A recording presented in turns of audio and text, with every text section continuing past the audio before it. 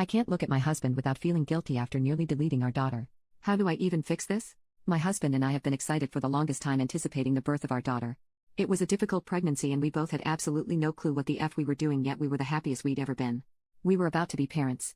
We went to the hospital on the 30th to endure labor since she was a few days past her due date and we were just growing anxious. Turns out my blood pressure spiked severely, and Jesus, when I say that labor pain is honestly the most excruciating thing in the world, even as someone with a high pain tolerance, I mean it. I'm sorry for that, but I had a lot of bleeding and I was honestly exhausted by the time I even started pushing. My husband was right there with me looking so terrified and I was basically passing out because I felt like I just couldn't do it. Dr. The attempted at doing an assisted extraction using a medical suction tool and that too failed. So last resort was rushing me to surgery for a C-section. I was put under and woke up to being wheeled back to her room. I kept asking where she was and my husband just told me she was being taken care of and I needed to rest. Apparently it took longer than normal for me to even wake up. When I was coherent enough, I found out there had been some complications. I was like, but she's okay, right? And my husband said, yeah, she's perfect. She just needed extra care because of how traumatic the birth was on both of us. My heart rate got dangerously low at 1.2 and my husband was dealing with all of this alone. She stopped breathing and also ingested some fecal matter and it took 15 minutes of chest compressions to get her back again. My husband had opted to wait to tell me this after I'd still been put on high alert due to my blood pressure and he didn't want me to risk spiking it again as THT was a major concern. The doctor told me she is doing well, she's alive, but they can't tell what kind of damage lack of oxygen might have to her brain. Is she gonna be okay? Or how it might affect her in the future because it's too early to tell the severity of it all right now. I just stared at my daughter hooked up to all those tubes in an incubator. I walked to the bathroom and sat on the floor crying for an hour. I feel like I failed her. My one job was to get her into the world safely and I couldn't do that. I couldn't do it right and she might suffer because of it. My husband thinks I'm mad at him for not telling me the truth earlier, but I know he had a similar meltdown from what my family told me while the doctors were trying to help me as well. I told him I understand, but I don't think he believes me. I just can't talk to him properly. I told him I failed us and he just keeps being amazing and positive and I feel like I don't deserve any of it. Granted, it hasn't been a week yet. My daughter is still in a neonatal ICU unit doing well, but I feel like a horrible waste of the term mother and wife right now. I don't really know what advice I'm looking for. How do I help my husband? My daughter? Lol, myself? I know we need counseling, but I'm still healing and shouldn't be on my feet, but I'm doing hospital runs to be able to see my daughter frequently and bring her the milk I pumped. All our focus is on getting her home at the moment. I have a BP check tomorrow because I'm on meds now, for F's sake, still dealing with stitches again. This happened last Tuesday. It's fresh and I'm still on medication and so I'm fucking lost here, people. I don't know WHT I want. Maybe just to vent.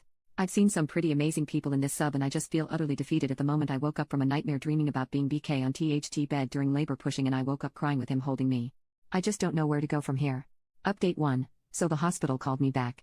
Basically I need to do feedings with Leah while she's on all her meds. Luckily the feeding tube is out, which is a big yay.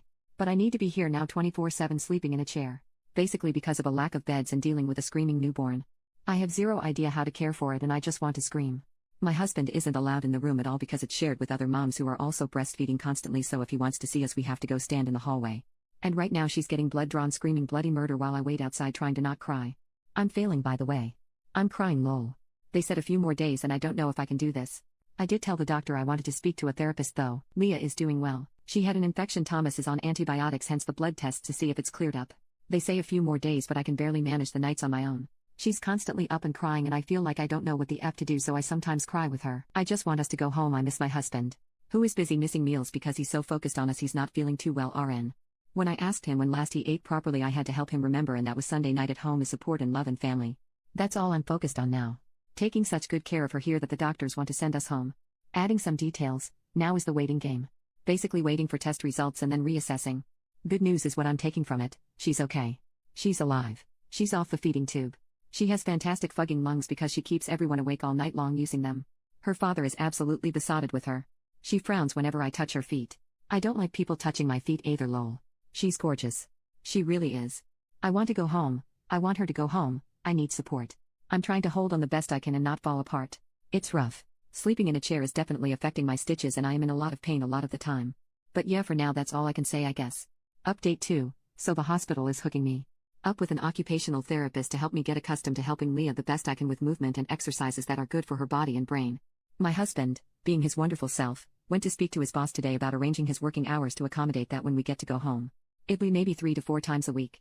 Blood work came back, and although we can't go home yet, I'm trying to convey the message I got all medically on a tired brain so doctors or whoever may correct me. So they did blood work and her viral count, for being able to fight off infection, I think is what the doctor said, should be a 10 for a healthy child. So that if she gets sick she'll be okay. At birth Leah's was 24, then spiked to a 30. Why, she went on antibiotics and needs to be monitored. Good news is after today's blood work it's at 14. So not a 10 yet. But it's proof the antibiotics are working and that she is on her way to being roadworthy, so as much as I hate this hospital I can do a whole month if it means she will be healthy. So by Friday we should be going home or last Saturday morning. Spoke to the doctor again, she assured me the baby blues are normal and they will connect me to a therapist, but I know with public health, and especially mental health in my country, it takes a while. And all our finances went into preparing for her, and with me being like this I don't know when I'll be going back to work, especially with having to give her all our attention. So we will see. If they set it up I'll need my husband to get help too. I don't think he wants to admit how much this actually affected him, he doesn't eat much. And he was spaced out today and I had a heart-to-heart with him about how much we appreciate him and how he is amazing for even being there with me and not freaking out or getting scared. I know a lot of men, especially in my family, refuse to even be in the delivery room for any births. He kinda broke down a little and said it was scary watching me like that, and then watching the same thing with her he felt helpless. I told him how much I adore him and he just told me he loved me and that's enough. I'll keep trying with him though. I need him to not neglect himself. He is absolutely in love with her. Thomas even finds her frowning to be the most adorable thing in the world. I think I lost him lol. So yeah, that's about it. We will be okay, I know it. It feels a bit much right now and me getting overwhelmed by a crying baby sucks, but all babies cry. That's what I'm telling myself. It's perfectly normal and we are gonna take each day just one day at a time. Update 3, we are going home.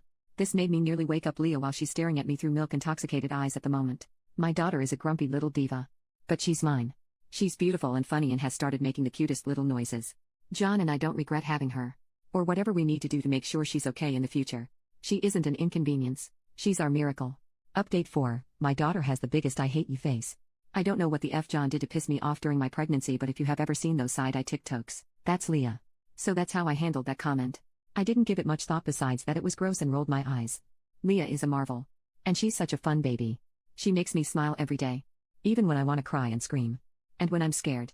I just look at her and remember how I'm blessed she's even with me. So no metal chair was needed.